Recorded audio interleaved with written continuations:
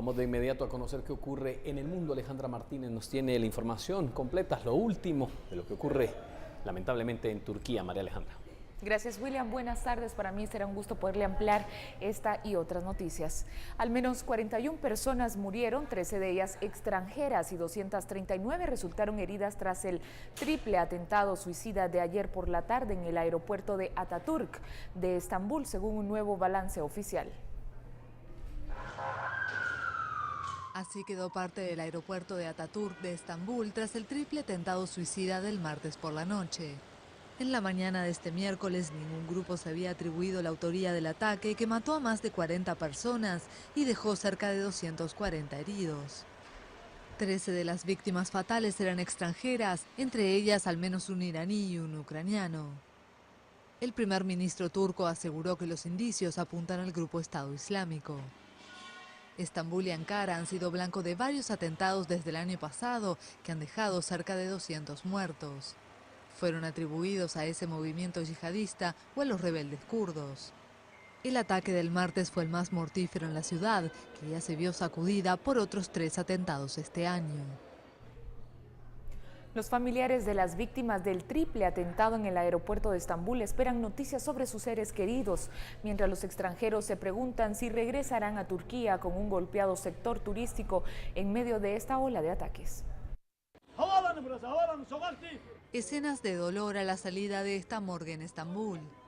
Decenas de familiares de víctimas del triple atentado en el aeropuerto el martes por la noche aguardaban noticias de sus seres queridos. El ataque dejó más de 40 muertos según el último balance oficial y unas 130 personas permanecen hospitalizadas.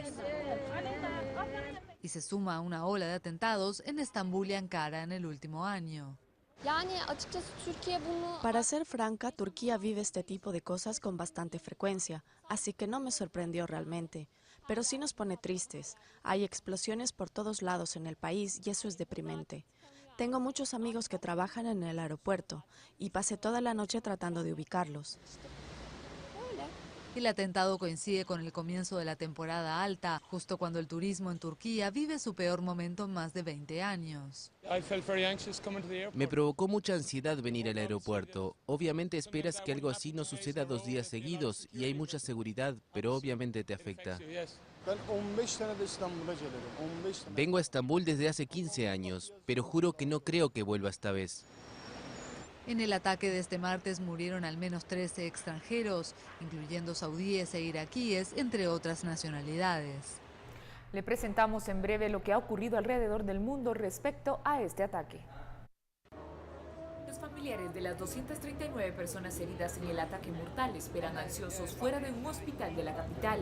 Escenas de tristeza y dolor reinan desde primeras horas de la mañana. Le terrorisme a encore frappé.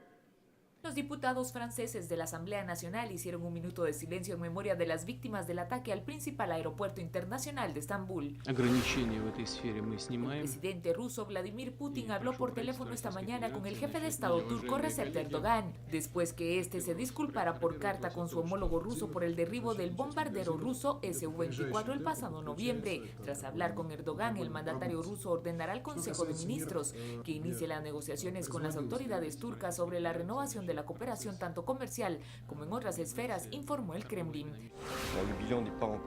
El presidente francés François Hollande anunció que 2 ciudadanos franceses están heridos leves después de los ataques en Estambul. Además, dio el pésame a los familiares de las víctimas. El primer ministro británico David Cameron condenó este ataque de bárbaro en el aeropuerto de Estambul. El presidente Barack Obama ofreció la ayuda de Estados Unidos a Turquía, el último en una serie de ataques contra un aliado de Washington, en el marco de la llamada ofreció todo apoyo que beneficia a los turcos mientras conducen esta investigación, agregó. En otra información, Amnistía Internacional denunció el abuso sexual como práctica habitual por parte de policías y militares contra mujeres en México. La ONG documentó 100 casos de más de 3.000 mujeres recluidas. Todas afirmaron haber sido víctimas de acoso y 33 violadas. La violencia sexual es el método preferido de las fuerzas de seguridad de este país cuando arrestan mujeres en operativos sobre delincuencia organizada.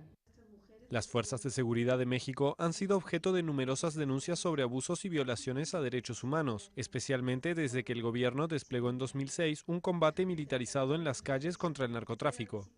De las miles de denuncias por tortura presentadas en el ámbito federal desde 1991, solo 15 han resultado en fallos condenatorios federales. Durante los 2 primeros años de gobierno del presidente Enrique Peña Nieto, la cifra de denuncias de tortura ascendía a 2.400, pero después de 2014, la ONG no pudo acceder a más información oficial. La autora del informe estima que el gobierno busca mantener el tema en la oscuridad. Los dirigentes europeos se reúnen hoy en Bruselas por primera vez sin el primer ministro británico David Cameron para intentar definir el futuro de un proyecto europeo sacudido por el Brexit. Europa empieza a definir su nuevo futuro sin Reino Unido. Este miércoles los líderes de 27 países del bloque se reúnen en Bruselas. El primer encuentro al que no asiste el primer ministro británico David Cameron tras la victoria del llamado Brexit en un referéndum la semana pasada. La cuestión de la unidad es una de las claves de este encuentro. El presidente del Ejecutivo Europeo, Jean-Claude Juncker, ya había advertido que los países fundadores no son los únicos que llevan adelante el proyecto, un llamado velado a no olvidar a los países del este. Antes de la cumbre, Alemania, Italia y Francia se reunieron sin el resto de los socios y acordaron presentar una propuesta de nuevo impulso al bloque.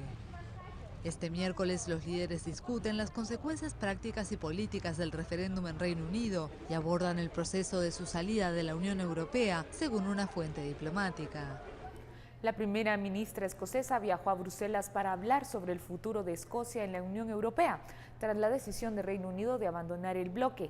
La mayoría de los escoceses votó en contra del Brexit. Este miércoles se reunió con el presidente del Parlamento Europeo, Martin Schulz, y estaba previsto un encuentro con el presidente del Ejecutivo, Jean-Claude Juncker. Por su parte, el jefe del Consejo Europeo, Donald Tusk, rechazó reunirse con ella.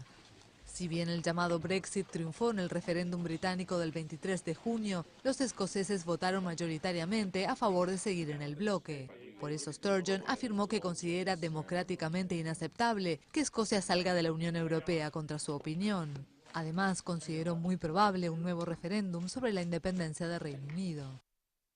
Finalizamos así el acontecer mundial a esta hora, pero ya estamos trabajando para llevarle más noticias del mundo a las 6:09 de la noche. Para mí fue un gusto informarles. Así es, María Alejandra, daremos seguimiento a esta tragedia en Turquía y la alerta que continúa a nivel mundial. Vamos a hacer una pausa comercial y de inmediato, cuando regresemos, conoceremos qué ocurre con los bloqueos que se registraron en por lo menos 5 puntos de Guatemala. Esto por diferentes peticiones. Usted lo conocerá en unos instantes.